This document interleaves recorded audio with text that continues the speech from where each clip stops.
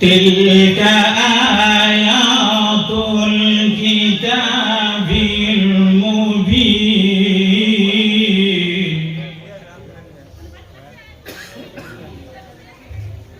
إنا أنزلناه قرآنا عربيا لعلكم تعقلون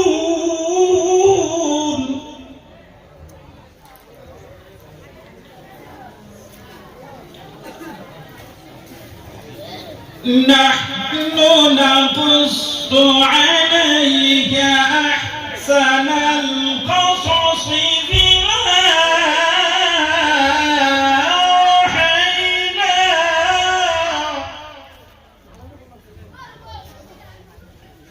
بما أوحينا إليك هذا القرآن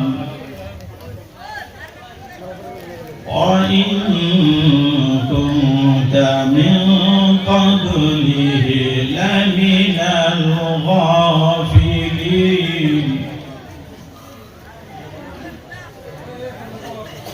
إذ قال يوسف لأبيه يا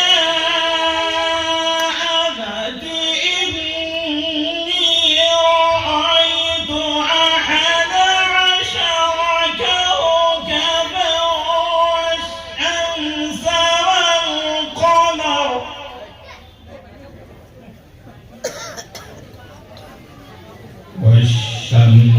والقمر رأيتهم لي ساجدين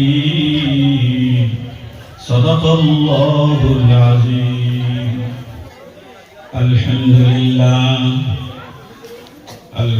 لله نحمده ونستعينه ونستغفره ونؤمن به ونتوكل عليه ونعوذ بالله من شرور أنفسنا ومن سيئات أعمالنا من يهدي الله فلا مضل له ومن يضلله فلا هادي له ونشهد أن لا إله إلا الله وحده لا شريك له ونشهد أن سيدنا ومولانا وحبيبنا وشفيعنا وسندنا ومرشدنا محمدا عبده ورسوله أما بعد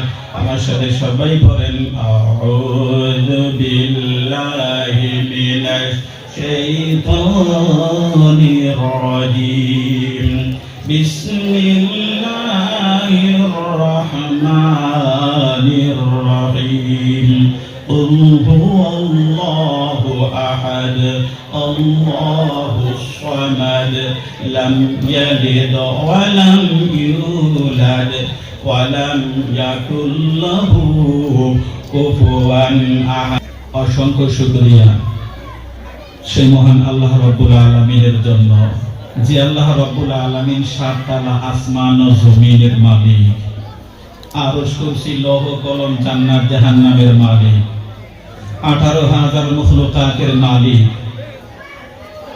আমাদেরও মালিক। সে আল্লাহ রাব্বুল আলামিন আমাদেরকে এখানে আসার বসার সুযোগ করে দিলেন। কালিমাতুশ শুকর, সে আল্লাহ রাব্বুল আলামিনের শুকরিয়া আমরা সবাই আদায় করি, সবাই করি আলহামদুলিল্লাহ। আর একটু জোরে বলো, আর একটু আস্তে বলো। দোজাহানের নবী, দুনিয়াতে নবী ছিলেন, আখিরাতে নবী থাকবেন। শেষ নবীর আমরা উম্মত। এই নবী আমাদেরকে শাফায়াত করে জান্নাতে নেবেন। তার প্রতি অনেক লম্বা ঘটনা। তো মুহাব্বতের সহিত আরো একবার দরুদ পড়ি সাল্লাল্লাহু আলাইহি ওয়াসাল্লাম। সম্মানিত এই জালিসুর রহমান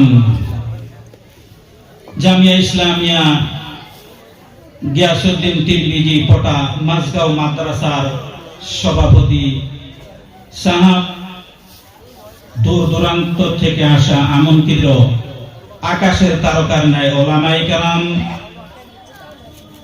এবং এই মাদ্রাসার ওস্তাদুল কেরাম, তোলাবায়ে কেরাম, অর্ধ এলাকার মুরব্বিয়ানে আযম, আমার বয়সের যুবক ভাই ও বন্ধুগণ, স্কুল কলেজ ইউনিভার্সিটি মক্তব মাদ্রাসার ছাত্র ছাত্রীরা, ছোট্ট ছোট্ট সোনামণি কলিমণি বাচ্চা ও বাচ্চিরা, পর্দার আড়ালে বসে থাকা মমতাময় স্নেহময় সতীত্ব সরলা সবলা আমার অন্তরস্থলের মা ও বোনেরা, আমি আপনাদেরকে আবার সালাম দিব। সালামের জবাবটা উচ্চ আওয়াজে দিবেন, আসসালামু আলাইকুম। আপনারা ভালো আছেন তো? জোরে বলেন, আর একটু জোরে বলেন। খিচুড়ির আশায় ভাত খাওয়া বাদ দিয়েছেন নাকি? আবার খাইয়েছেন তো? দেখি আলহামদুলিল্লাহ কত জোরে, আলহামদুলিল্লাহ। আপনারা যে এত কষ্ট করে বসে আছেন, ঘড়ি দেখেন যে কয়টা বাজে? পার হয়েছে 11:17। যাই হোক, তাহলে আপনারা যে এখানে বসে আছেন, বেজারা বসে আছেন না খুশি? অল্প না বেশি? আরো জোরে, মাশাআল্লাহ। যারা প্যান্ডেলের বাইরে আছেন, আমি একজন মুসাফির মানুষ, মায়ের পেটে থেকে জন্মগত অন্ধ মানুষ। আমি আপনাদেরকে অনুরোধ করছি, পায়ে ধরে অনুরোধ করতেছি, হাতে ধরে অনুরোধ করতেছি, যারা প্যান্ডেলের বাইরে আছেন দয়া করে ভিতরে চলে আসুন, দয়া করে সবাই ভিতরে চলে আসুন। আর আপনাদেরকে একটা অনুরোধ করি, আপনারা সেই এশার নামাজের পর থেকে বসছেন, 7টা থেকে বসছেন, এখন 11:25 অথবা 20 মিনিট হয়ে গেছে। 8, 9, 10, 11, 4.5 ঘন্টা পার হয়ে গেছে। এই ঋতু বর্তমান কোমরের বিষ, ঠ্যাঙের বিষ তো সবের আছে কম বেশি, নাকি গণ? তাই ইনশাআল্লাহ দয়া করে সবাই একটু যদি দাঁড়াইতেন, যারা বসছেন প্যান্ডেলের নিচে সবাই একটু খাড়া হন, সবাই খাড়া হন ইনশাআল্লাহ। ভাই প্যান্ডেলের বাইরে যারা আছেন, আপনারা রাগ করতেছেন মনে হয়, কষ্ট পাইতেছেন, বেজার হন নাই তো? আমার বন্ধুগণ, সংকীর্ণ সময় আলোচনা করব, দীর্ঘ সময় করব না। আপনারা যে এত কষ্ট করে রাত্রে 11:30টার সময় বসলেন, কি লাভ হবে খেয়াল করবেন। আমার বন্ধুগণ, আল্লাহর নবী সাল্লাল্লাহু আলাইহি ওয়াসাল্লাম সাহাবাদেরকে ডাক দিয়ে বলল, সাহাবা আজমাইনগণ শুনিয়া লও, জানিয়া লও, তোমরা যখন দুনিয়ার মধ্যে আরোহণ করো, ঘোরাফেরা করো, চলাফেরা করো, ক্ষেত খামারে যাও, দোকানে যাও, হাটে যাও, ঘাটে যাও, মাঠে যাও, নবী ডাক দিয়া বলে, সাহাবারা উম্মত উম্মতিরা শুনিয়া লও, ও মাঝগাঁও পটার মুসলমান ভালো করে খেয়াল করবা। এই এলাকার নামগুলো আমি জানি না, মনে হয় আপনাদের ডিস্ট্রিক্ট বরপেটা নাকি? হ্যাঁ, বরপেটা ডিস্ট্রিক্টের মুসলমান। নবী ডাক দিয়া বলতেছে, উম্মত উম্মতিরা শুনিয়া লও, তোমরা যদি দুনিয়ার মধ্যে আরোহণ করো, ঘোরাফেরা করো, চলাফেরা করো, হাটে যাও, ঘাটে যাও, মাঠে যাও, দোকান যাও, ব্যবসাতে যাও, যে কোনো জায়গায় যাও না কেন, কোন জায়গায় যদি দুনিয়ার মধ্যে জান্নাতের বাগান দেখো, ওই জান্নাতের বাগানের মধ্যে অল্প টাইম হলেও বসে যাবা। জোরে বলুন সুবহানাল্লাহ। ও বন্ধুগণ, সাহাবারা প্রশ্ন করল, হুজুর দুনিয়ার মধ্যে কোনটা জান্নাতের বাগান? আমরা তো জানি মরার পরে হাসরের ময়দান কায়েম হবে, এরপরেই তো জান্নাত পাওয়া যাবে। ও দুনিয়ার মধ্যে কোন জায়গায় জান্নাতের বাগান একটু বলিয়া দেন। বরপেটা ডিস্ট্রিক্টের মুসলমান খেয়াল করো, আল্লাহর নবী বলল, যে কোনো জায়গায় যদি প্যান্ডেল বানাইয়া, বিছনা সাজাইয়া কোরআন হাদিসের কথা আলোচনা করা হয়, ওই প্যান্ডেলের মধ্যে যারা এসে বসে, ওইটাই হলো জান্নাতের বাগান। জোরে বলুন সুবহানাল্লাহ। বন্ধুগণ, শুধু তাই নয়, আল্লাহর নবী সাল্লাল্লাহু আলাইহি ওয়াসাল্লাম ঘোষণা দিল, এই জান্নাতের বাগানের মধ্যে যারা বসে, আল্লাহ রাব্বুল আলামিন তাদের জীবনের সগীরা গুনাহগুলো মাফ করে দেয়। জোরে বলুন সুবহানাল্লাহ। শুধু তাই নয়, এই জান্নাতের মধ্যে বসার পরে যদি কথাগুলো আমলের নিয়তে শোনেন, কথাগুলো যদি আমলের নিয়তে শোনেন, বলেন তো কিসের নিয়তে শোনা লাগবে? সবাই বলেন কিসের নিয়তে? আমলের নিয়তে যদি শোনে, যতগুলা গুনাহ মাফ করে দেওয়া হইল, অতগুলা নেকিও তাদের আমল নামায় দান করা হয়। জোরে বলুন সুবহানাল্লাহ। আরেকটা দলিল আপনাদেরকে দিয়ে যাই, আল্লাহ রাব্বুল আলামিন পবিত্র কোরআন শরীফের মধ্যে জানায়া দেয়, ওয়া ইযা ক্বারিআল কুরআনু ফাসতামিউ লাহু ওয়া আনসিতু লাআল্লাকুম তুরহামুন। যে কোনো মুহূর্তে কোন জায়গায় যদি কোরআনের কথা আলোচনা করা হয়, কোন জায়গায় যদি কোরআনের কথা আলোচনা করা হয়, ওই জায়গার মধ্যে তোমরা বসবা, চুপ করে বসে বসে শুনবা। চুপ করে বসে বসে যদি তোমরা শোনো, ও বান্দা বান্দিরা শুনিয়া লও, আমি আল্লাহ ওই এলাকাটার মধ্যে রহমত বরকত বৃষ্টির ন্যায় নাজিল করে দেব। জোরে বলুন সুবহানাল্লাহ। পায়ে ধরে বললাম, হাতে ধরে বললাম, প্যান্ডেলের বাইরে থাকলা, ভিতরে আসলা না। ও বন্ধু, এখনো আমি অনুরোধ করতেছি, আস্তাগফার তওবা পড়তে পড়তে প্যান্ডেলের ভিতরে আসুন। আপনারা জানেন, ও বরপাটা ডিস্ট্রিক্টের মা বোনেরা, এরা যখন মুরগি ভাতে বসে দেয় 20টা 21টা ডিম নিয়ে, হাদিসের মধ্যে আছে 19 দিন 20 দিন পরে ডিমের থেকে বাচ্চা ফোটায়। মা বোনেরা যায় দেখে 17টা ডিমের থেকে বাচ্চা ফোটাইছে, 3টা ডিম বাচ্চা ফুটায় নাই। কানের কাছে নিয়ে লড়াচড়া করায়, ঘোলা পানি লড়ে, চোখে দেখে ঘোলা দেখা যায়। এই ডিম 3টা নষ্ট হয়ে গেছে, কাঞ্জা হয়ে গেছে, ঘোলা হয়ে গেছে। এই ডিম 3টা ঘরের মধ্যেও ফেলান যাবে না, আগনার মধ্যে উঠানেও ফেলান যাবে না, রাস্তায়ও ফেলান যাবে না। এই ডিম 3টা পচা পাকারের মধ্যে, খালের মধ্যে, ডিঙির মধ্যে ফানার লাগবে। কারণ এই ডিম 3টা নষ্ট, কাঞ্জা, ঘোলা হয়ে গেল একটাই কারণ, আপনারা জানেন নি? এই ডিম 3টা মুরগির পাকার নিচে ছিল না, বাইরে ছিল, মুরগি কন্ট্রোল করে রাখতে পারে নাই। এই ডিম 3টা মুরগির পেটের বাইরে ছিল, পাকার বাইরে থাকার জন্য এই ডিম 3টা নষ্ট হয়ে গেল, কাঞ্জা হয়ে গেল, খোলা হয়ে গেল। ও বন্ধু, পায়ে ধরে বলতেছি, যারা এখনো প্যান্ডেলের ভিতরে ঢুকতে পারেন নাই, আমি বলবো নিয়ত যারা করছেন প্যান্ডেলের ভিতরে চলে আসুন। যারা বলতেছেন না না না আমরা তো প্যান্ডেলের ভিতরে ঢুকবো না, বাড়ির বিছানায় শুয়ে শুয়ে শুনবো, স্বামী স্ত্রী গল্প করব, না না না না, যারা প্যান্ডেলের ভিতরে আসবে না, প্যান্ডেলের বাইরে বাইরে থাকবে, মুরগির ডিম পাকার বাইরে থাকার জন্য, পেটের বাইরে থাকার জন্য খোলা নষ্ট কাঞ্জা হয়ে গেল, যারা প্যান্ডেলের বাইরে বাইরে থাকে, ভিতরে আসতে চায় না, এরা হইল পচা মুসলমান, খোলা মুসলমান, কাঞ্জা মুসলমান। জোরে বলুন ঠিক না বেঠে? আরো জোরে বলুন। ও বন্ধু, বুদ্ধিজীবীরা আমার পিছনে খুব হইচই করতেছে, দয়া করে যারা খিচুড়ি বানাইতেছেন এশারায় কথা বলবেন, যারা খিচুড়ি বানাইতেছেন এশারায় কথা বলবেন। যেই যতগুলো কাজের লোক আছে তারা ওখানেই থাকবেন, যাদের কোনো কাজ নাই দয়া করে প্যান্ডেলের ভিতরে চলে আসুন, একটাও কথা বলবেন না। আমি আপনাদেরকে কোরআন থেকে দলিল দিয়েছি, চুপ করে বসে বসে শোনা লাগবে। কোরআনের কথা যখন আলোচনা হয়, চুপ করে বসে বসে যদি শোনেন, আপনার বাড়িতে মুসিবত আছে, বেমার আছে, আপনার বাড়িতে গজব আছে, আপনার বাড়িতে রহমত বরকত নাই, এখান থেকেই রহমত বরকতটা আপনার বাড়ি চলে যাবে। জোরে বলুন সুবহানাল্লাহ।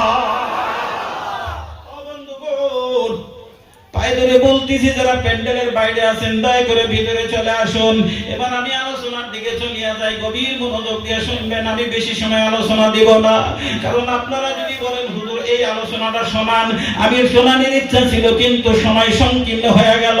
বন্ধুরে, গভীর মনোযোগ দিয়ে শুনবেন, সংকীর্ণ সময় দিয়ে বুঝাইয়া যাব। আল্লাহ ফেরেশতাদেরকে ডাক দিল, ওয়া ইয ক্বালা রাব্বুকা লিল মালাইকাতি ইন্নী জাইলুন ফিল আরদি খলিফা। ফেরেশতাদেরকে ডাক দিয়ে বলল, আল্লাহ বলে, ও ফেরেশতা, দুনিয়ার মধ্যে খলিফা সৃষ্টি বানায় পাঠাইতে চাই, খলিফা পাঠাইতে চাই, মানুষ পাঠাইতে চাই। ফেরেশতা ডাক দিয়ে বলে, আল্লাহ এই ছোট্ট দুনিয়ার মধ্যে যে আপনি মানুষ পাঠিয়ে দিবেন, মানুষ তো আসবো না।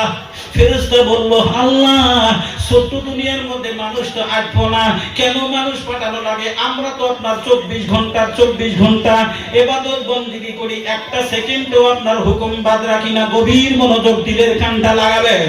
এবার আল্লাহ ডাক দিয়ে বলতেছে, ও ফেরেশতা যা জানি তোমরা তো তা জানো না। আল্লাহ রাব্বুল আলামিন বলল, ও ফেরেশতা দুনিয়ার মধ্যে মানুষ যাবে কিন্তু মানুষ থাকতে পারবে না। কারণ একজন যাবে দুইজন চলে আসবে, একজন যাবে তিনজন চলে আসবে, তিনজন যাবে দুইজন চলে আসবে। এটা হলো যাওয়া যাওয়া আর আসা, যাওয়া আর আসা, যাওয়া আর আসা। আমার ভাষা বুঝতেছেন? আমার ভাষা বোঝেন আপনারা? এটা হলো যাওয়া আর আসা। কিন্তু বর্তমান জামানায় দেখা যায় মনে হয় 1000 বছর 5 বছর বেঁচে থাকবে, এই দীর্ঘ আশা নিয়ে বসে আছে। ও বন্ধু, আল্লাহ রাব্বুল আলামিন বলল, ক্বালা ইন্নী আ'লামু মা লা তা'লামুন। ফেরেশতাদেরকে বলল, আমি যা জানি তোমরা তো তা জানো না। এবার আল্লাহ রাব্বুল আলামিন খলিফা মানুষ দুনিয়ার মধ্যে পাঠাবে। এবার আল্লাহ রাব্বুল আলামিন বহুত লম্বা ঘটনা আলমে আরওয়াহ রূহুর জগতে চলে গেল। আমাদের জন্য আল্লাহ জগৎ সৃষ্টি করছে তিনটা। কয়টা? জোরে বলুন, আরো জোরে। একটা হলো আলমে আরো, একটা হয়েছে আলমে দুনিয়া, একটা হয়েছে আলমে বরজখ। গভীর মনোযোগ। আল্লাহ রাব্বুল আলামিন আলমে আরওয়াতে যে বলল, আলাস্তু বিরাব্বিকুম, খেয়াল করবেন, এই রূহরা তোমাদের রবকে, পালনকর্তাকে, সৃষ্টিকর্তাকে দেখশোনা করে কে? স্রষ্টাকে। এক বাক্যে জবাব দিয়েছিলাম, ক্বালু বালা, আপনি আমাদের রব, আপনি আমাদের পালনকর্তা, সৃষ্টিকর্তা, সব কিছু করনেওয়ালা জাত আপনি। ও বন্ধুরে, একটু গভীর মনোযোগ দিয়ে যাবেন, কারণ আমি লম্বা করব না। আল্লাহ রাব্বুল আলামিন পবিত্র কোরআন শরীফের মধ্যে বলল, আসাইনাল ইনসান, গভীর মনোযোগ দিবেন। আল্লাহ রাব্বুল আলামিন রূহগুলোকে যখন দুনিয়ার মধ্যে পাঠাইতে যায়, কেমন করে দুনিয়ার মধ্যে পাঠাইয়া দিবে? গভীর মনোযোগ। ও বন্ধুগণ, লম্বা ঘটনা। এক ফোঁটা নাপাক পানি বাপের মজগের থেকে নিয়ে মায়ের পেটের মধ্যে ইলহমের মধ্যে পাঠাইয়া দিল। একটা ফেরেশতা নিয়োজিত করা হইল। এই ফেরেশতা পেটের মধ্যে নাপাক পানিটাকে 40 দিন মেহনত করিয়া একটা রক্তের ঘিমায় পরিণত করলো। দ্বিতীয় 40 দিন ফেরেশতা মেহনত করে একটা গোশতের টুকরায় পরিণত করলো। করার পর তৃতীয় 40 দিনের দিন ফেরেশতা যখন অঙ্গ প্রত্যঙ্গ গুলো বানানো শুরু করে দিল, ডাক দিয়ে বলে, মালিক বলেন না হাফিজ ইমান আলীর অঙ্গ প্রত্যঙ্গ গুলো বানাইতেছি, কেমন করে বানাবো? আল্লাহ ডাক দিয়ে বলছে, ও ফেরেশতা ভালো করে অঙ্গ প্রত্যঙ্গ গুলো, হাত পা গুলো তৈরি করে দাও। কিন্তু রূহটা যাওয়ার পরে তার চোখের পাওয়ার দেওয়া হবে না। আবার ডাক দিয়ে বলে, আরেকটা সন্তান বানাইতেছি, বলে হাত দিও না, পাও দিও না। এমন করে একটা করে অঙ্গ প্রত্যঙ্গ জিজ্ঞাসা করে বানানো শুরু করলো। ভালো করে খেয়াল করে যাবেন। এবার যখন বানানো শেষ হয়ে গেল, 340 120 দিন, 4 মাস পূর্ণ হয়ে গেল। 5 মাসের দিন আল্লাহ রাব্বুল আলামিন মায়ের পেটের মধ্যে রূহ নামক একটা মেশিন পাঠিয়ে দিল। জোরে বলুন সুবহানাল্লাহ।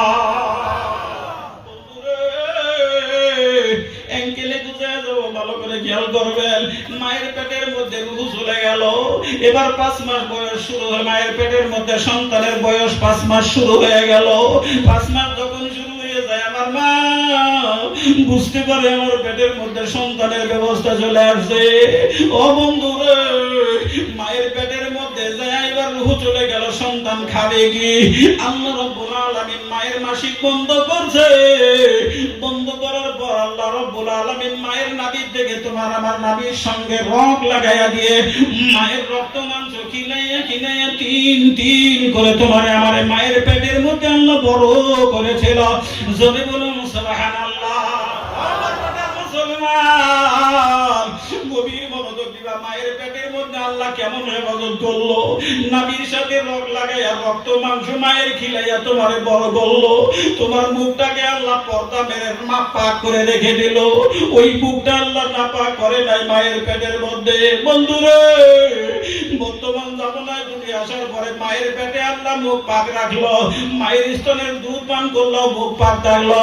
বর্তমান জামানায় দেখা যায় মুখটা নাপাক হয়ে গেছে। বিস্তারিত আলোচনা যদি করতে যাই এই মুখের কথা 7টা জবাব আসবে। এই 7 ব্যক্তিকে আল্লাহ কবরের মধ্যে রাখার পরে ঘাড় মোছড়ায় ফেরেশতার দ্বারাই পূর্ব দিক করে দিবে। আজকে আমি ওই দিকে আলোচনা করতে যাব না। ও বন্ধুরে, আল্লাহ যে মুখটা মায়ের পেটের মধ্যে পাক রাখলো, খানা খিলাইলো নাভি দিয়ে, এবার তোমার মুখটা কেমনে নাক করবা, নাপাক করলা, তওবা পড়ে দিবা, আর মুখ দিয়ে নাপাক ভাষা করবা না, নাপাক জিনিসগুলো পান করবা না। এঙ্গেলে বুঝাইয়ে যাইতেছি। আবার বন্ধুগণ, এবার যখন 5 মাস 6 মাস 7 মাস 8 মাস 9 মাস যখন বয়স হয়ে গেল, তুমি তো মায়ের সন্তান, তুমিও তো বাবার সন্তান। তোমার আমার মা 6 মাস যখন 9 মাস গর্ভবতী অবস্থায় তোমার আমার মা ছিল, ওই মা বাবার বিছানায় যখন শুয়ে পড়েছিল, 9 মাস গর্ভবতী অবস্থায় মা পেটের মধ্যে আমি তুমি যখন লড়াচড়া করেছিলাম, মা পেটের ব্যথার যন্ত্রণায় সহ্য করতে পারে নাই। বাবাকে ডাক দিয়ে বলছিল, প্রাণের স্বামী গো, আমি আর বিছানার মধ্যে টিকতে পারি না, কারণ সন্তান পেটের মধ্যে লড়াচড়া করে, পেটের মধ্যে ব্যথা করে। স্বামীর বিছানার থেকে বিদায় দিয়ে খুঁটার সাথে হেলান দিয়ে দাঁড়াইলো। স্বামী বিছানা আরামে ঘুমায়, হঠাৎ করে চেতন পেয়ে দেখে তার বিবি 2 চোখের পানি গুলো ছেড়ে ছেড়ে গাল বেয়ে বেয়ে মুখ ভেসে যায়। ডাক দিয়া কয়, বিবি রে, তুমি এই ঠান্ডার মধ্যে কেন খুঁটার সাথে হেলান দিয়ে দাঁড়ায় চোখের পানি গেল? বলে, প্রাণের স্বামী গো, পেটের যন্ত্রণা সহ্য করতে পারে না। ডাক দিয়া বলে, বিবি রে, তুমি এত কষ্ট করো, তোমার মায়ের কাছে কি দোয়া চাইতে পারো না? ডাক দিয়া বলে, প্রাণের স্বামী রে, আমি যে আমার মায়ের কাছে সন্তানের জন্য পেটে ব্যথা করে আমি যে দোয়া চাবো, আমার মনে পড়ে আমার যখন বিবাহ বন্ধনের নিকার জন্য আলোচনা হইয়া যায়, 7-10 দিন টাইম ছিল, আমার মা কাটা খাইলাই, আমার মা ঘরের এই কোনায় ও কোনায় বসে বসে কাঁদতো, আমার মা কানা খায় না। যেদিন বিবাহর তারিখ চলে আসলো, মা একবার হুশ হয়, আবার বেহুশ হয়ে পড়ে যায়, মাথে পানি ডালে। ও স্বামী গো, আমি তো এই কথা আমার মার কাছে বলতে পারবো না। এবার গোপনে স্বামীর 2 পা জড়াইয়া ধরে বলতেছে, প্রাণের স্বামী গো, আমি যদি চলে যাই, শহীদ হইয়া যায়, আমারে আল্লাহর হস্তে মাফ করবা। এই বলার সঙ্গে সঙ্গে সঙ্গে সঙ্গে প্রাণের স্বামী তারে মাফ করে দিল। চাবিকাঠি বুঝাইয়া সতীকে গিয়ে চলে গেল, ডেলিভারি কেসে অথবা হাসপাতালে চলে গেল। বন্ধু, আস্তে আস্তে যখন হাসপাতালের মধ্যে চলে গেল, এবার সতীকে গিয়ে চলে যাওয়ার পরে একটা সন্তান যখন দুনিয়ার মধ্যে আসার জন্য পরিস্থিতি নাই, ও বন্ধু, তোমার মা কত যন্ত্রণা করে তোমারে প্রসব করেছে, তুমি কি জানো না? একবার নয়, 2 বার নয়, কয়েকবার করে বেহুশ হয়ে গেছে, কলসের মতো কলসির মতো করে রক্ত ঢেলে ঢেলে পড়ে গেছে। এমন অবস্থায় যখন তোমার আমাকে প্রসব করেছিল মা, ওই মা প্রসব করার পর হাত লড়ে না, পাও লড়ে না, চোখ বন্ধ হয়ে গেছে, কান্না শুরু করে দিল সন্তান। এও বরপাটার মুসলমান মা বলে না, সন্তান যখন দুনিয়ায় আসে, চলে আসে, সঙ্গে সঙ্গে ডান কানে আযান, বাম কানে যদি একামত দিয়া দাও, ওই সন্তানটা কোরআন পড়নেওয়ালা নামাজি ঈমান আলা হয়ে যাবে। জোরে বলুন সুবহানাল্লাহ। বন্ধুরে, বুঝাইতে চাইলাম, খেয়াল করবা। এবার প্রসবের যন্ত্রণা সহ্য করে মা বেহুশ হয়ে পড়ে আছে। সন্তানের কান্নার আওয়াজ কিছু কিছু যখন কানে চলে যায়, ডাক দিয়ে বলে, ও বুবুজান, ইশারায় বুঝায় আমার সন্তান আমার কোলে দাও। ডাক দিয়ে বলে, বুবুজান রে, যে সন্তান জন্ম দিতে যায় এত কষ্ট করলো, ওই সন্তানের জন্য মায়া লাগে। সন্তানটাকে যখন ইশারায় বুঝায় কোলায় তুলে দেওয়া হইলো, 10 মাস 10 দিন পেটে ধরা কষ্ট, প্রসবের যন্ত্রণার কষ্ট আল্লাহ মায়ের মন থেকে মুছে দেয়। জোরে বলুন সুবহানাল্লাহ। 3 বছর পর্যন্ত দুধ পান করাইলো মা। ও বন্ধু, গভীর মনোযোগ দিবেন। এবার 2-2.5 বছর পর্যন্ত দুধ পান করাইলো তোমার মা। এবার 5 বছর 10 বছর 15 20 25 30 35 40 বছর বয়স হয়ে গেল। এখন আর মাকে চেনে না, বাবাকেও চেনে না। জোরে বলুন, কথা ঠিক না বেঠি? একটু জিকির করেন, লা ইলাহা ইলাহা জোরে লা ইলাহা ইল্লাল্লাহ, লা ইলাহা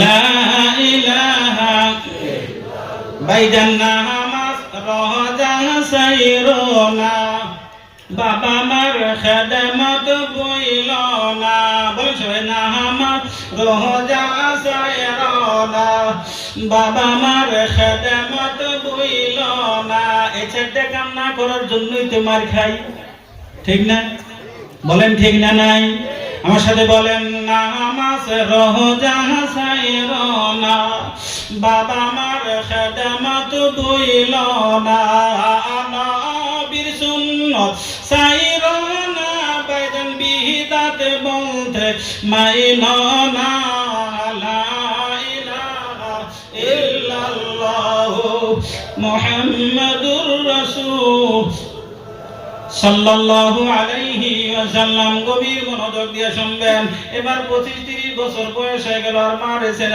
না মাকে যত্ন করেন না বন্ধু মা কি জিনিস আজকে যখন জুমার নামাজের পরে আমি আমার মার ঘরে চলে গেলাম আমার মা জৈব অবস্থায় বিছানায় থাকে কোনো মতে লড়াচড়া করে হাঁটা চলা করে ওযু করে নামাজ এখনো কায়েম করে জুমার নামাজ পড়ে যখন মার ঘরে চলে গেলাম আমার মার ঘরের চৌকাঠ একটা লাগানো আছে আগের যুগের দরজা চৌকাঠটা এরকম উঁচা হয় ওই চৌকাঠের সাথে আমার পাটা লেগে আমি পড়ে গেলাম আমার মা বিছানার থেকে দরপর করে উঠতে যায় আমি চলে গেলাম মা চকির কাছাকাছি হাসতাইতে হাসতাইতে মা হাত একবারে দিল আমি হাত দিয়ে মুসাফা করলাম মুসাফা করার পর আজকে দেখলাম আমার মা চকির উপরে পা ঝুলাইয়া পড়ছে আমি মায়ের পায়ের উপরে হাত রেখে যখন হাতে চুমো দিলাম আমার মা মাথায় হাত বুলায় চোখের পানিগুলো টস টস করে পড়ে লুগিলি মা ডাক দিয়া বলে বাবা ইমানালি রে আমার 4টা ছেলে আছে একটা ছেলে তো আমার পায়ে হাত দেয় না তুমি কেন হাত দাও আমি বললাম মা দুনিয়াতে আসার পর থেকে রে তোমার পেটে 10 মাস 10 দিন ছিলাম তোমার দুধ পান করলাম কিন্তু জীবনে এমন করে তোমার মুখটা আমি দেখতে পারি নাই ও মা এই জন্যই তোমার পায়ে হাত রাখি আর কারণটা হইল হাদিসের মধ্যে আছে কোন সন্তান যদি মায়ের পায়ের উপরে হাত রেখে ওই হাতের উপরে চুমো দেয় জান্নাতে যখন চলে যাবে জান্নাতের দেওয়ালের মধ্যে দাগগুলো দেখতে পাবে ফেরেশতাকে ডাক দিয়ে বলবে ফেরেশতা এই জান্নাতের মধ্যে দাগগুলো কিসের দেওয়ালের মধ্যে দেখা যায় ফেরেশতা বলবে আল্লাহর বান্দারে দুনিয়ায় তাকিয়ে তোমার মায়ের পায়ের উপরে হাত রেখে যে হাতে চুমো দিয়েছিলা এই চুমোর দাগগুলো জান্নাতের দেওয়ালের মধ্যে লাগা আছে জোরে বলুন সুবহানাল্লাহ বন্ধুরা এই জন্য মাঝে মাঝে মায়ের হাত পায়ের উপরে হাত রেখে হাতের উপরে চুমো দিবেন মাথাটা নিচু করবেন না ও বন্ধু আমি যখন আমার মার কাছ থেকে বিদায় নেই আমার মা আমাকে ডাক দিয়ে বললো বাবা ইবাদ আলী রে আমি তো তোমাকে আল্লাহ রাস্তায় ছেপে দিয়েছি আল্লাহ তোমার হেফাজত করবে ও বন্ধুগণ এই জন্যই বলে গেলাম আজকে থেকে বাড়িতে যখন যাবেন মাকে একটা ডাক দিবেন যার মা আছে 12 ভাজা অথবা 5-10 টাকার 12 ভাজা পাপড় অথবা যা পারেন নিয়ে মায়ের হাতে লাগাবেন মার হাতে যখন দিয়ে দিবেন মায়ের হাতের সঙ্গে হাত লাগার সঙ্গে সঙ্গে উভয় সগীরা গুনাহ আল্লাহ মাফ করে দিবে জোরে বলুন সুবহানাল্লাহ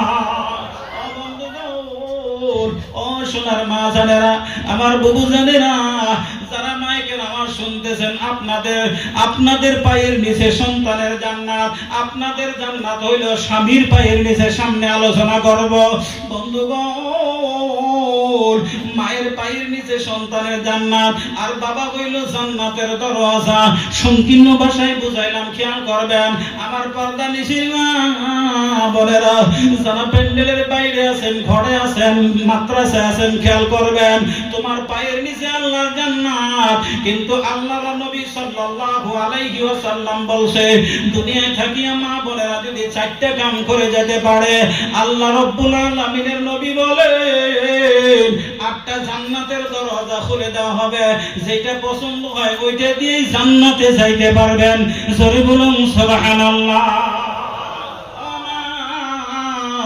দুনিয়ায় থেকে সর্বপ্রথম একটা কাম হইল পর্দা করবেন পর্দা হইল ফরজ নামাজ পড়া যেমন ফরজ কোরআন তেলাওয়াত করা ফরজ পর্দা করাটাও ফরজ না বুঝাইতে পারলাম না 1 নম্বর নম্বরে পর্দাটা করবেন। পর্দা কারে কয়? আপনি যখন রাস্তায় বাইর হবেন বাড়ি থেকে, এমন একটা চাদর ব্যবহার করবেন যে চাদরটা উপরে দিলে আপনার মাথাটা, গলাটা, বুকটা যেন ঢেকে যায়, এমন একটা চাদর ব্যবহার করবেন। 2 নম্বরে নামাজ রোজা কায়েম করবেন। 3 নম্বরে নিজের সতীত্বকে হেফাজত করবেন। 3 নম্বরে নিজের সতীত্বকে হেফাজত করবেন। 3 নম্বরে নিজের সতীত্বকে হেফাজত করবেন। 4 নম্বরে স্বামীর বিনা ইজাজতে কোনো জায়গায় যাবেন না, স্বামীর খেদমত করবেন। এই 4টা কাম যদি করে না, নবী বলল তোমার জন্য 8টা জান্নাতের দরজা খোলা থাকবে, যেটা পছন্দ হয় ওইটা দিয়ে জান্নাতের মধ্যে চলে যাবা। জোরে বলুন সুবহানাল্লাহ। আস্তে আস্তে বুঝাইতে গেলাম না। 1 নম্বরে পর্দার কথা বলছিলাম। পর্দাটা কেন করা লাগবে না? বর্তমান যুগে দেখবেন নারীগুলো আছে, এই নারীগুলো আমি শুনি এরা মাথার চুল এরায় রাস্তা দিয়ে চলে যায়। ও মা, তোমার মাথার চুলের কত দাম আছে সংকীর্ণ বাজায়া বুঝাইয়া যায়। আল্লাহর নবী 6 বছর বয়সে যখন আয়েশাকে রেস্টার করলো, 9 বছর বয়সে যখন ঘরে নিয়ে গেল, এবার নবী আমার দিনের দাওয়াতের জন্য চলে গেছে। হঠাৎ করে আবু বকরের মনে পড়ল, বড় মেয়েটারে বিয়ে দিলাম নবীজির কাছে অনেক দিন হয়, আব্বা আব্বা বলে ডাকে না। আবু বকর তার বিবির কাছ থেকে বিদায় নিয়ে আস্তে আস্তে রওনা হয়। যাইতে যাইতে নবীজির বাড়ির দিকে চলে গেল। গেটে যে সালাম দিল, আসসালামু আলাইকুম ইয়া আহলাল বাইত। আমরাও বাড়িতে আজকে থেকে সালাম দিব, বাড়িতে যখন ঢুকবো আসসালামু আলাইকুম ইয়া আহলাল বাইত। বেটির বাড়ি আবু বকর সালাম দিয়ে যখন ওয়ালাইকুম জবাব পাইল, বাড়ির মধ্যে পারমিশন দিল, চলে গেল। 2 বাপ বেটি গল্প করতেছে। এবার নবী আমার বাড়িতে সালাম দিয়ে প্রবেশ করলো। তাকে দেখে 2 বাপ বেটি গল্প করে। আয়েশার একটা চুল কাপড়ের নিচ দিয়ে বাহির হইয়া বাতাসে ঘোলাঢেলা করতেছে। এবার নবী চোখ গরম করে ঘরের মধ্যে প্রবেশ করলো। আয়েশা বুঝতে পারলো, ডাক দেয়া কয় আব্বা জান, নবীজি আমার উপরে চোখ গরম করে বাড়ি ঘরের মধ্যে ঢুকলো। এবার আয়েশা যায় বলে, প্রাণের স্বামী গো, আপনি রাগ করে ঘরে ঢুকলেন, কারণটা কি? বলে তুমি পর্দার খেলাপ করেছো, তোমার একটা চুল কাপড়ের নিচ দিয়ে বাইর হইয়া বাতাসে হেলাধুলা করছে। আল্লাহর নবীর বিবি আয়েশা নবীজির 2 পা জড়ায়া ধরে বলল, হুজুর আপনি যদি আমারে মাফ করে না করেন, আল্লাহ মাফ করবে না।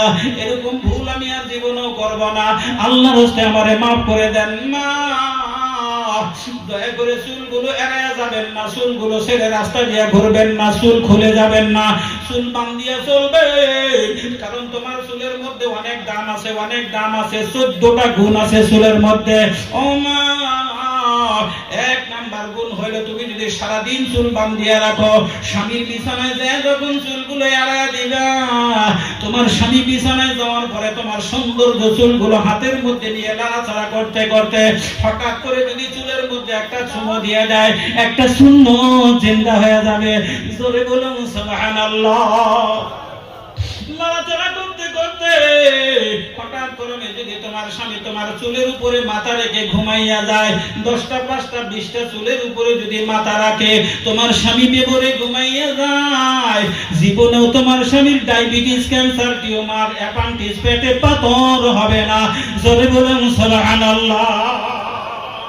ওষুধ দিয়ে গেলাম মা, তোমার স্বামীর ডায়াবেটিস দুর্বল হয়ে গেছে, তোমার স্বামীর পেটে পাথর হয়ে গেছে, এর কারণটা হইলা তুমি ঘুমা। দয়া করে চুলগুলো বাঁধিয়া রাখবা, অন্যদিকে আর যাব না। ও মা, আজকে থেকে চুলগুলো বাঁধিয়া রাখবা, পর্দার খেলাপ করবা না।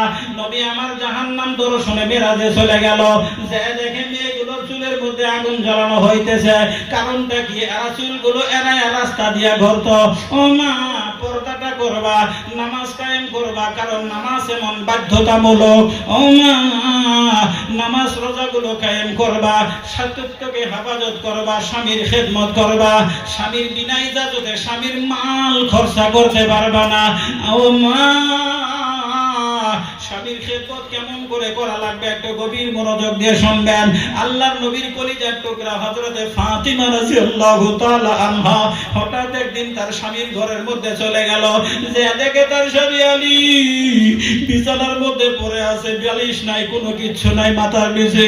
ফাতেমা দুই চোখের পানি অজরে সারিয়া কয় আল্লাহ আমার স্বামী বালিশ ছাড়া শুয়ে থাকে। ফাতেমা জননী আস্তে যে স্বামীর মাথাটা উঠাইয়া কোলার মধ্যে নিল, কোলার মধ্যে লইয়া মাথায় বিলকি কাটতেছে, আলী সুন্দরভাবে ঘুমাইতেছে। ফজরের আগে যখন চেতন পায়, চেতন পাওয়ার পরে ডাক দিয়া বলতেছে ও ফাতিমা তুমি তো জান্নাতি নারীদের সর্দার, তুমি কেন এত কষ্ট করো, আমার খেদমত করো? ডাক দিয়া বলে প্রাণের স্বামী আলী গো, ইবাদত বন্দেগী করে জান্নাতি নারীদের সর্দার হয়ে গেছি, আপনি স্বামীর খেদমত করে জান্নাতের মালিক হতে চাই। জোরে বলুন সুবহানাল্লাহ। গভীর মনোযোগ দিয়ে শুনবা, তোমার পায়ের নিচে সন্তানের জান্নাত, তোমার জান্নাত হইল স্বামীর পায়ের নিচে। গভীর মনোযোগ দিবা, স্বামী তোমার অমূল্য রতন। কারণ স্বামীর আলোচনা যদি শোনাইতে যাই না অনেক টাইম পার হয়ে যাবে। কারণ স্বামী স্ত্রীর মহাব্বতটাই হইল জান্নাত, ওই ঘরটাই হইল জান্নাতের টুকরা। জোরে বলুন সুবহানাল্লাহ। বিবিকে কেমন মহাব্বত করত। আম্মা জান আয়েশা রাদিয়াল্লাহু তাআলা আনহার যখন মাসিক চলতো, ও মা গভীর মনোযোগ দিয়ে শুনবেন, আম্মা জান আয়েশা রাদিয়াল্লাহু তাআলা আনহার যখন মাসিক চলতো, আল্লাহর নবী ওই অবস্থায় আয়েশার কুলার মধ্যে মাথা রেখে কোরআন তেলাওয়াত করত। জোরে বলুন সুবহানাল্লাহ।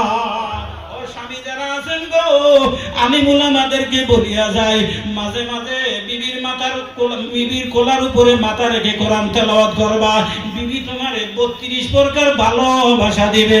জোরে বলুন সুবহানাল্লাহ। কোরআন তেলাওয়াত হয় না, বিবির কাছে মোবাইল, স্বামীর কাছে মোবাইল। জোরে বলুন ভাইল ভাইল পড়ে গেছে। আইলো একই জামানা, বুঝাইলে বুঝাসে না। বললাম না আমার বন্ধুগণ, আপনারা সব কিছু জানেন, কারণ এই মোবাইল ধ্বংস রাস্তা দেখাইয়া দিছে। বর্তমান যুগে দেখবে পুরাতন কোরআন শরীফ গুলা মাদ্রাসায় না ভর্তি করাইতেছে। কথা ঠিক না বেঠি? পুরান কোরআন শরীফ গুলা মাদ্রাসায় নিয়ে আসে, কারণ বাড়ির কোরআন বন্ধ হয়ে গেছে, কোরআন তেলাওয়াত করে না। বিবি কোরআন তেলাওয়াত জানে, কয় কোরআন তো পড়ি না, মোবাইল পড়ি। এই কোরআন যদি বাড়ির থাকে কোরআনের মধ্যে গজব আসবো, ওই জন্য পুরান কোরআন শরীফ গুলা পাঠাইয়া দেয়। মা নবী আমার যায় দেখলো একজন ফেরেশতা 5 পা ওজনের একটা পাথর মাথার মধ্যে মারে, ওই মাথা ছিন্ন বিচ্ছিন্ন হয়ে যায়। আবার পাথরটা যখন নিয়ে রেডি হয় আবার জোড়া লাগে। জিবরাইলকে জিজ্ঞাসা করা হলো, ভাই জিবরাইল বলো কি হইল? বলে হুজুর এই মেয়েটা কোরআন তেলাওয়াত জানতো, কিরকম কোরআন তেলাওয়াত করতো না। যারা কোরআন পড়া জানে কোরআন তেলাওয়াত করেন না, তাদের জন্য এই শাস্তি কিয়ামত পর্যন্ত হইতে থাকবে। জোরে বলুন নাউজুবিল্লাহ। গভীর মনোযোগ দিয়ে শুনবেন, এই জন্যই স্বামীর খেদমত করবেন, স্বামীর পায়ের নিচে হইল জান্নাত। কিন্তু না না না, অনেক মা বোন আছে স্বামী যদি একটা কথা কয় তার সঙ্গে 3টে কথা কয়া ফেলে। বরপাড়া ডিস্ট্রিক্টের মা বোন গুলা ভালো আছে নাকি গণ? ভালো আছে না? বরপাড়া ডিস্ট্রিক্টের মা বোন গুলো ভালো আছে? আমার বন্ধুগণ অন্যদিকে যাব না, খেয়াল করবেন। আমি যে আলোচনার দিকে চলবো, যদি আপনারা থাকেন আমি আবার আলোচনায় চলে আসবো। বন্ধু একটা হাদিস তেলাওয়াত করছিলাম, একটা কোরআনের আয়াত তেলাওয়াত করছি, সেই দিকে আমি এখনো যাইতে পারি নাই। বন্ধুরে আল্লাহ রাব্বুল আলামিন বলছে, ইয়া আইয়ুহাল্লাযীনা আমানু, এই ইমানদার বিশ্বাসী বান্দা বান্দীরা শুনিয়া লও, আমানুত্তাকুল্লাহ, তোমরা আমি আল্লাহকে ভয় করো। এরপর তোমরা কি করো? সত্যবাদীদের সঙ্গে, সাচ্চাই যারা, সালিহিন যারা, সাদিকিন যারা, তাদের সঙ্গে চলাফেরা করো, তাদের সঙ্গে ওঠা বসা করো, তাদের সাথে পরামর্শ করো। আল্লাহ ডাক দিয়ে বলল, বান্দা বান্দীরা রে, দুনিয়ায় থাকা অবস্থায় হক্কানি বুজুর্গ আলিম যারা, হক্কানি আলিম, এই যে আপনাদের মাদ্রাসার মধ্যে, এই যে আপনাদের হাফিজিয়া মাদ্রাসায় 100 জন ছাত্র আছে, আজকে 10 জন ছাত্র পাগড়ি পরান হইল, যেই দস্তরবন্দি সম্পর্কে জলসা করা হইল। ও বন্ধু আপনারা তো এদের সাথে সম্পর্ক করবেন, কারণ এরা হইল হক্কানি আলিম। আল্লাহ বলছে হক্কানি আলিমের সঙ্গ ধরো, তাদের সাথে সম্পর্ক করো। এবার নবীজি বলছেন নবীজি বলছেন খায়রুকুম মান তাআল্লামাল কুরআনা ওয়া আল্লামা। দুনিয়ার মধ্যে সবচেয়ে ওই মানুষগুলো দামি, দুনিয়ার মধ্যে সবচেয়ে ওই মানুষগুলো উৎকৃষ্ট, সবচেয়ে ওই মানুষগুলো দামি যারা নাকি কোরআন শরীফ শিক্ষা দেয়, যারা কোরআন শরীফ শেখে। এদের মতো দামি মানুষ এই দুনিয়ার মধ্যে, এই পৃথিবীর মধ্যে নাই। জোরে বলুন সুবহানাল্লাহ। আপনাদের বহুত জ্ঞান আছে, ইঞ্জিনিয়ার রাস্তা দিয়ে চলছে, যাইতে যাইতে হঠাৎ করে ছোট্ট নদী পড়ে গেছে। এবার সামনে নদী পড়ে গেছে, দেখে একটা ছোট্ট নৌকা, নৌকার মধ্যে চলছে। মাঝিকে ডাক দিল, মাঝি ভাই বলতো বল ইতিহাস কারে বলে? মাঝি তো মূর্খ মানুষ, কিচ্ছু জানে না। ইঞ্জিনিয়ার প্রশ্ন করছে, বলে স্যার উপর দিয়া বালি হাঁস উড়ে যায় এটাই জানি, ইতিহাস কারে কয় তাও তো জানি না। কয় তোর জীবন ছাইরা না বৃথা। আবার বলছে, ও মাঝি রে বলতো ভূগোল কারে বলে? এবার ডাক দিয়া কয় ছোট্টবেলায় মা বাবার সাথে মাটির নিচ থেকে আলু তুলতাম, আলু গোল এটাই জানি, ভূগোল কারে কয় তাও তো জানি না। কয় তোর জীবন আটানা বৃথা। আবার ডাক দিয়া বলল, মাঝি রে বলতো বল বিজ্ঞান কারে বলে? এবার ডাক দিয়া বলে, স্যার ছোট্টবেলায় মা বাবা বলতো মানুষের সাথে কথা বললে জ্ঞান করে বলতে হয় এটাই জানি, বিজ্ঞান কারে কয় তাও তো জানি না। কয় তোর জীবন বারানা বৃথা। এবার নদীর মধ্যে জোয়ার তুফান ঢেউ শুরু হয়ে গেল। এবার মাঝি ডাক দিয়ে স্যার নৌকা বুঝায় ডুববে, সাঁতার জানেননি। এবার স্যার কথা কয় না, আর মাঝি কয় ডাকও দেয় না। আস্তে আস্তে নৌকার মধ্যে বসে থেকে মাথা হেড করতে করতে দুই মাথা তিন মাথা হাঁটুর সঙ্গে লেগে তিন মাথা হয়ে গেল।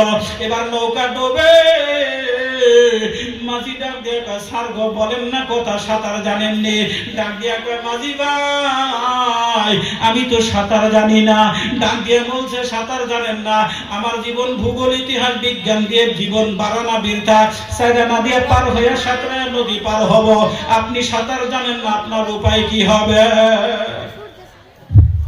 অবুদ্ধিজীবী মুসলমান, বরপেটা ডিস্ট্রিক্টের মুসলমান কেন বললাম? সব কিছু আছে, আপনার কোনো জিনিসের অভাব নাই, আপনার সব কিছু আছে, কিন্তু আপনার মধ্যে কোরআন নাই। আপনার মধ্যে কোরআন নাই, আপনি কেমন করে নৌকা পার হবেন? ঝড় তুফান শুরু হবে। বন্ধুরে এই কোরআনটা পাওয়ার জন্য, কোরআনকে বোঝানোর জন্য সামনের দিকে চলে আসলাম। কোরআন কি জিনিস আমার বন্ধু? এর আগে আলোচনা হয়ে গেছে, এক বক্তা সাহেব আলোচনা করছে কোরআনকে মহাব্বত করবেন। কোরআনকে মহাব্বত করলে এই যে আপনাদের মাদ্রাসার মধ্যে 100 জন ছাত্র যারা হাফিজি কোরআন তেলাওয়াত করে, হাদিসের মধ্যে আছে একটা হাফিজ 10 জন জাহান্নামীকে জান্নাতের মধ্যে নিয়ে যাবে। জোরে বলুন সুবহানাল্লাহ।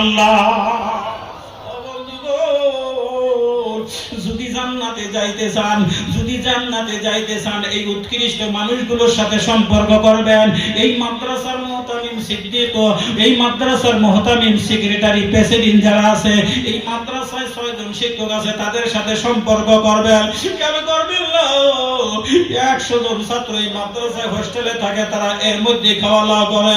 আপনি কি জানেন না এই ছোট্ট ছোট্ট বাচ্চাগুলো আলিফ বা তা যখন তেলাওয়াত করে, এরা যদি বাড়িতে থাকতো বন্ধু, এরা মা মা বলে ডাকতো, মায়ে তাদেরকে আদর করতো, মা যত্ন করে দিয়ে তাদেরকে খানা খিলাইতো। যদি কোনো মুহূর্তের জন্য খানা না খাইতো, মা তুলে তুলে খানা খাইতো, তাদের কাপড় চোপড় গুলো ধুয়ে নিত, তাদেরকে সুন্দরভাবে গোসল করাইতো। না না, আমি শুনলাম এই জায়গার মধ্যে অনেক দূরের দূরের ছেলেগুলো এসে থাকে। ও বন্ধুরে, এই ছাত্রগুলো নিজের কাপড় নিজে ধোয়, এই ছাত্রগুলো নিজের খানাগুলো নিজে আনিয়া খায়, এই ছাত্রগুলো নিজের গোসল নিজেই করে। এই জায়গা থেকে 5 ওয়াক্ত নামাজ জামাতে শহীদ কায়েম করে। এদেরকে যদি মহাব্বত করেন, তাহলে আপনি কোরআনকে মহাব্বত করলেন, আর এই কোরআনই আপনাকে নদী সাঁতরায়া জান্নাতে পৌঁছায়া দিবে। জোরে বলুন সুবহানাল্লাহ। আপনাদের কি মনে পড়ে না এই কোরআনী মেহনত কোন জায়গায় থেকে আসলো? এই মেহনত গুলো আমরা কোথা থেকে পাইলাম? কত কষ্ট এর উপরে চলে গেছে। এই মাদ্রাসায় 100 জন ছাত্র যে কোরআন তেলাওয়াত করে, যেই উস্তাদ গুলো কোরআন শরীফ শিক্ষা দেয়, ও বন্ধুগণ লম্বা ঘটনা শোনাবো না, কারণ যদি আপনারা আলোচনা শুনতে চান আমি পরে আপনাদেরকে শোনাবো। একটা ওয়াকায়া আমি আপনাদের সামনে তুলে ধরলাম। আপনারা যদি জান্নাতি হইতে চান গভীর মনোযোগ দিবেন। কারণটা হইল রে ভাই, আল্লাহর নবী সাল্লাল্লাহু আলাইহি ওয়াসাল্লামের একজন সাহাবী ছিল যার নাম আব্দুল্লাহ। এর গোড়ে থেকে যদি আলোচনা করি 2 ঘন্টা পার হয়ে যাবে। আব্দুল্লাহ এমন গরিব মানুষ ছিল, গরিব সাহাবী ছিল আমার বন্ধুগণ। এক কাপড়ে 2 স্বামী স্ত্রী নামাজ কায়েম করতো। হঠাৎ করে বিবি গর্তের মধ্যে রেখে আসলো, উলঙ্গ অবস্থায় গর্তের মধ্যে বিবি আছে। আব্দুল্লাহ নামাজ পড়ার জন্য মসজিদে নববীর মধ্যে চলে গেল। আল্লাহর নবী নামাজ পড়ায়। ইতিমধ্যে আব্দুল্লাহ 2টা সন্তান ছিল, 6 থেকে 8-10 বছর বয়স হবে। আজ 3 দিন পার হইয়া যায়, এক লোকমা খানাও দিতে পারে না, একটা খেজুরও যোগান দিতে পারে না। ছেলে 2টা ছটফট করতে করতে ঘরের দরজা খুলে বাইরে চলে গেছে। বাইরে যেয়ে দেখে একটা খেজুর গাছ রাস্তার ওপারে দেখা যায়। খুঁজতে খুঁজতে ঘাসের তলে একটা মরা খেজুর পাইছে বড় সন্তান। এই সন্তানটা খেজুরটা চুপ করে মুখের মধ্যে দিছে। পিছন থেকে ইহুদি দৌড়ে এসে বলল, আব্দুল্লাহর সন্তান তুমি কেন আমার গাছের খেজুর খাইলা? তাড়াতাড়ি খেজুর ফেরত দাও। এবার আব্দুল্লাহর সন্তান কথা বলে না, 2 হাত ধরে নিয়ে আব্দুল্লাহর সন্তানকে 2 হাত পরন দিয়ে গাছের সাথে বাঁধিয়ে রাখলো। আব্দুল্লাহ মসজিদে নববী থেকে বাড়িতে চলে আসতেছে। এবার বাড়িতে আসে দেখে রাস্তার পারে তার সন্তানটাকে 2 হাত পরন দিয়ে বাঁধিয়ে রাখছে। গরিব মানুষ আব্দুল্লাহ সন্তানের বান্দা দেখে 2 চোখের পানি ছেড়ে দিয়েছে।